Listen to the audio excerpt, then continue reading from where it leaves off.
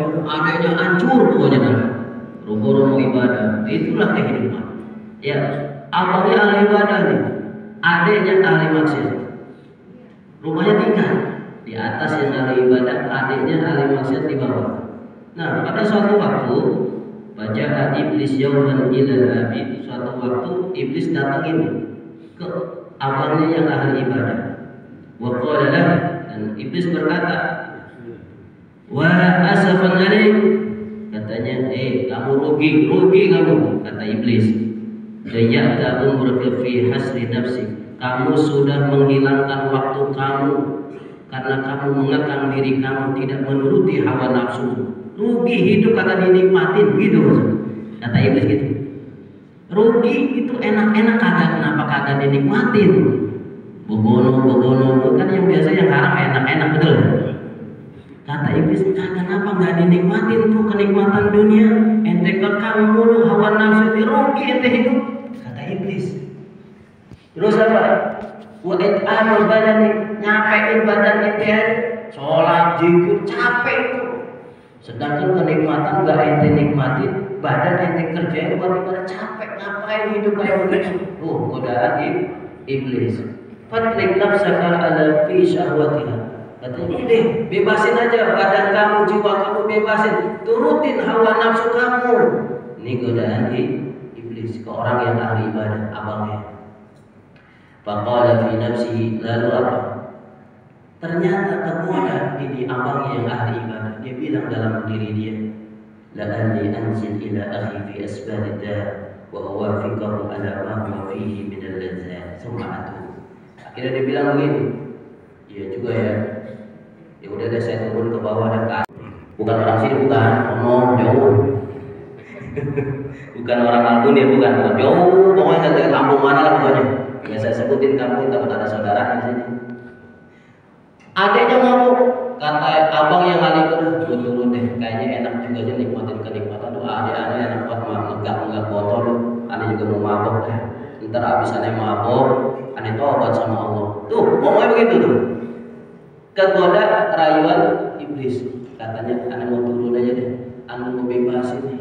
Awan nafsu kagak ane lekang lagi. Gak ane ikat, gak ane tahan lagi. Ane turun, kayak ane.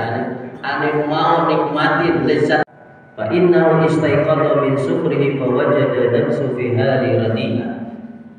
Kebalikannya nih adanya lagi ngomong, ya Allah, gua hina banget hidup kayak begini.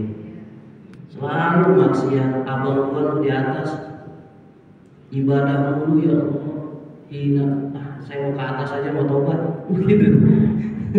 Kebalikannya, kalau adanya nih habis mabuk sadar, ya Allah, gua hidup hina banget, maksiat mulu ya Allah. Ya habis nenggak lagi nih.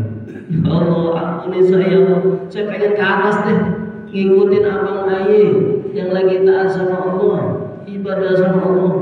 Ya Allah, ampuni ya Allah, dosa hamba. Ini lagi keadaan habis mabuk, dia tobat, mau ke atas. Qad balagha al-ziyabihi wa huwa madruh ala turab. Dia sampai kencing ke bajunya, sampai dia nyusuh ke tanah, ke lantai. Mabuk, ya Allah, cakep banget. Mabuk tapi ingat tobat. Ya, dia tapi benar-benar tobat. Faqala qad afnaitu umri fil ma'asi wa hiya talazzat bi tawati rabbi. Aku telah maksiat kepada Allah, tapi abang sedang menikmati nikmat taat ibadah kepada Tuhannya. Ya Allah, aku mohon ampun ya Allah. Aku pengen ke atas, pengen kayak abang. Ingat, ada dua keadaan yang berbeda. Sumatra bahwa nawal khair, lalu si ahli maksiat yang tukang mabuk adanya nih, dia tobat, dia mau melakukan amal kebaikan. Dia naik ke atas. Gue mau ke abang, gue mau ikut mau ibadah, gue mau tobat sama Allah, gue mau ibadah. Naik ke atas. Begitu abangnya mau turun pengen maksiat, ini belum maksiat belum, minum homernya belum kejadian, baru mau ngikut adik gue lagi mabuk, gue pengen enak. Ntar habis itu gue mau tobat dah, nanti gue mau nikmatin dulu. Dia mau turun dari ibadah, dia mau turun ngikutin abang adiknya yang lagi maksiat. Yang bawah udah tobat, pengen mau ke atas, pengen kayak abangnya. Begitu turun naik di tangga jatuh, dua-duanya mati, meninggal dunia, jeder, meninggal dunia. Inna lillahi wa inna ilaihi raji'un. Fa yansurul 'abid ala niyatil masiyah wa yansurul 'asi ala niyatit ta'ah. Maka di akhirat nanti orang yang ahli ibadah itu dicatat niatnya niat maksiat. Ujungnya kenapa? Karena dia pengen maksiat. Oh. Yang bawah yang tukang mabuk, udah mabuk dia tobat, udah tobat mau melakukan ibadah, begitu naik ketubruk sama pakai mati juga, dicatat sebagai orang yang ahli ibadah karena niatnya mau ibadah. Oh, hadirin sekalian, ini pengaruh niat. Padahal belum ngerjain, betul lah? Belum ngerjain. Yang ahli ibadah pengen mabuk, belum ngerjain, dicatat jadi ahli mabuk. Yang ahli mabuk pengen ibadah, baru niat, belum ibadah, baru mau naik tangga, mati, dicatat ahli ibadah. Ini gara-gara niat. Makanya niat yang baik-baik, walaupun belum kesampaian. Ya Allah, saya pengen haji, saya pengen umroh, niatannya udah niat dulu. Yang kedua, daftar, kagak berangkat, kagak daftar. Yang pertama niat, daftar mah gimana nanti? Karena berapa banyak orang pergi haji umroh, orang nggak punya duit tapi daftar jalan lancar, betul nggak? Bisa didaftarin sama orang, betul nggak? Ada orang udah tinggal berangkat sakit, kagak bisa, ente talangin gantiin anak ini pada ini uang agus ente ganti, bisa nggak? Bisa, banyak yang begitu. Makanya ada umat Islam bilang, Ustaznya elah nyuruh kita haji umroh, duit dari mana, makan aja Senin Kamis.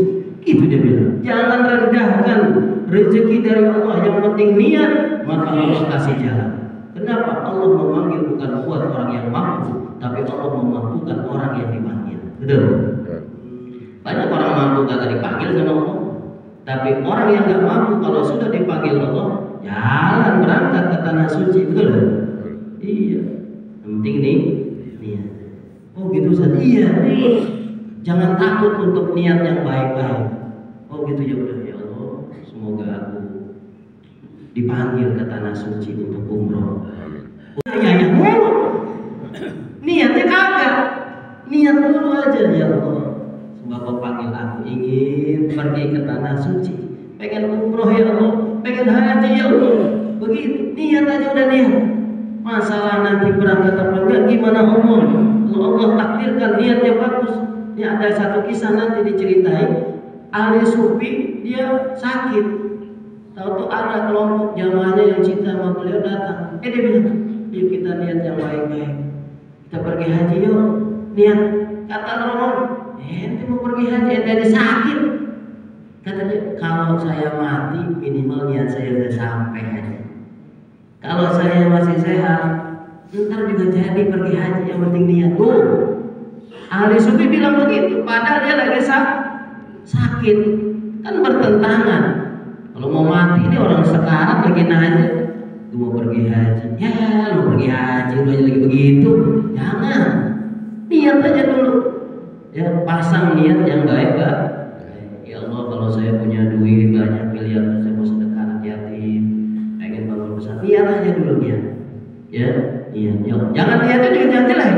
Ya Allah, kalau saya banyak duit, pengen nikah lagi. Ya, jangan. Niat yang baik-baik aja. Kalau mampu agak ngapa-ngapa, tapi bahaya kalau kagak adil.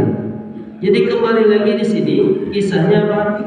Orang yang niat baik dicatat walaupun belum terlaksana.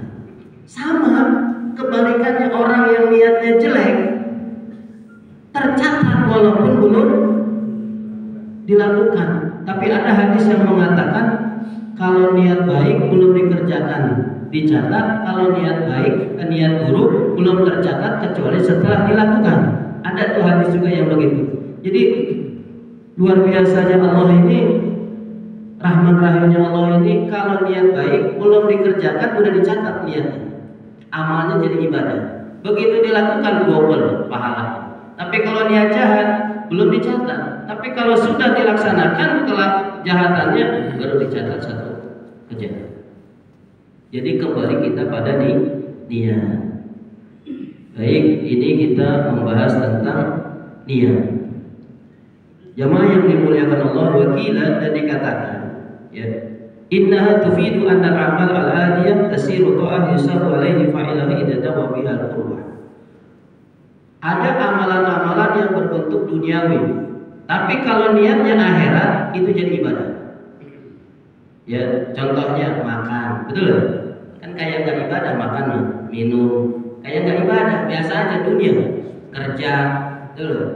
Apalagi banyak hal-hal yang duniawi, yang biasa, pekerjaan yang kayak bukan ibadah. Makan, minum, tidur pun tidur. Kalau cuma tidur dulu, jangan dianggap kalau tidur kita niat ibadah. Ya Allah, aku tidur untuk mengistirahatkan badanku agar aku nanti sholat subuh segar bugar, ibadahnya mantap. Tidurnya jadi ibadah. Coba saya heran, dapat pahala, dapat pahala.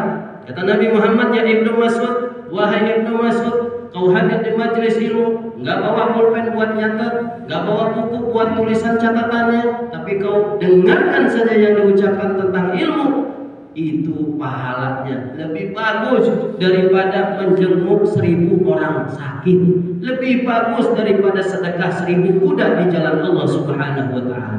Zaman dulu 1000 kuda, satu kuda mungkin sekarang Ferrari. Itu orang hadir di majelis ilmu, dengerin, kagak nyatet, kagak, dengerin doang. Dengerin juga sampai setengah ngantuk gitu. Ada yang ngorok, itu luar biasa. Ngaji sampai ngorok belakang. Jamaah sekalian, Nabi Muhammad bersabda, luar biasa, 2 suara, depan belakang. Tapi tetap dicatat orang hadir di majelis ilmu. Makanya bilang yang tukang ngorok datang masih ngaji-ngaji, nggak apa-apa lu pojokan di pojokan ngorok, dicatat amal ibadah. Lebih bagus sedekah daripada sedekah 1000 kuda di jalan Allah di zaman Nabi.